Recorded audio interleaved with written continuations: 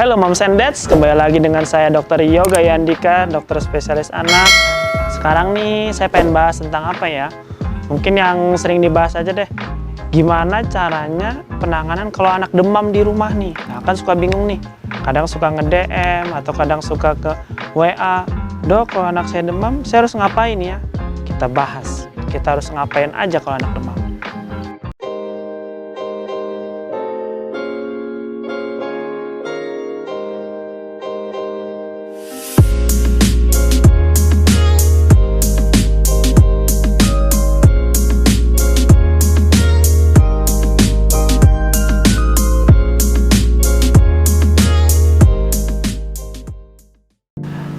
Demam itu apa sih? Demam itu adalah suatu kondisi di mana suhu tubuh anak berada di atas 38,0. Jadi dikatakan demam kalau suhunya di atas 38,0. Nah, apa aja nih yang bisa dikerjain? Yang pertama, kalau kita bilang demam itu kan badan si anak panas. Jadi kita harus menerapkan prinsip-prinsip perpindahan panas. Jadi kalau kita belajar fisika nih dulu nih, prinsip perpindahan panas kan ada 4.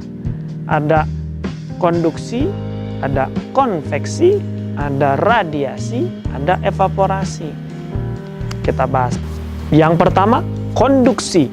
Konduksi itu adalah suatu perpindahan panas dari kulit ke benda yang menyentuh kulit tersebut. Jadi nih, kalau anak moms and dads ini lagi demam nih, prosesnya konduksi, skin to skin contact. Jadi buka baju dedek bayinya atau buka baju anaknya, moms and dad buka baju, peluk dia. Sehingga nanti terjadi perpindahan panas secara konduksi dari kulit si dedek ke kulit moms. Jadi ada penyesuaian suhu. Itu konduksi. Terus yang kedua, konveksi. Konveksi itu adalah perpindahan panas dari badannya terhadap lingkungan di sekitar dia. Jadi kita harus atur nih lingkungannya. Jangan terlalu panas, jangan juga terlalu dingin. Jadi kita atur suhunya. Kalau misalkan pakai AC, atur. Targetnya kalau bisa jangan di bawah 26. Kalau misalkan pakai kipas, kipasnya jangan ngarah langsung ke badan bayinya. Itu untuk konveksi.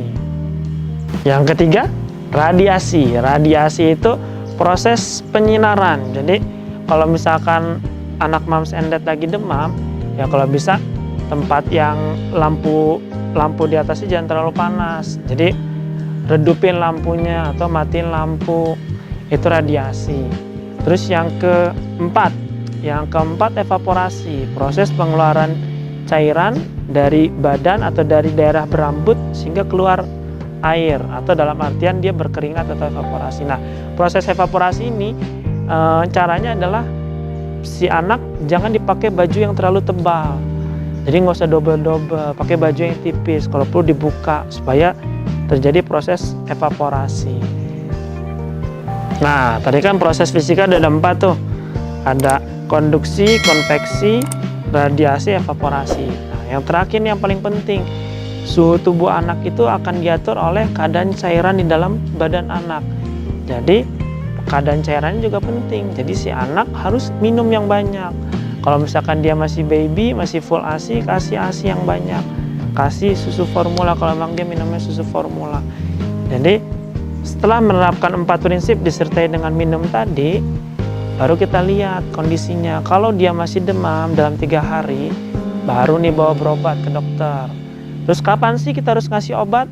Kita ngasih obat kalau suhunya di atas 38. Baru dikasih obat penurun demam. Berapa kali? Boleh tiap 8 jam sekali atau 3 kali sehari. Mungkin itu aja bahasan tentang gimana sih penanganan demam saat di rumah. Jangan lupa ditonton terus videonya. Kalau bisa sih di-share ke teman-teman semuanya, ke saudara, tante, nenek, kakek, om, teman-teman, teman SMA. Karena sharing is caring. Tonton terus videonya. Jangan lupa di-subscribe, klik lonceng yang ada sebelah kanan, share ke teman-teman semuanya. Video ini akan rilis setiap hari Rabu. Terima kasih.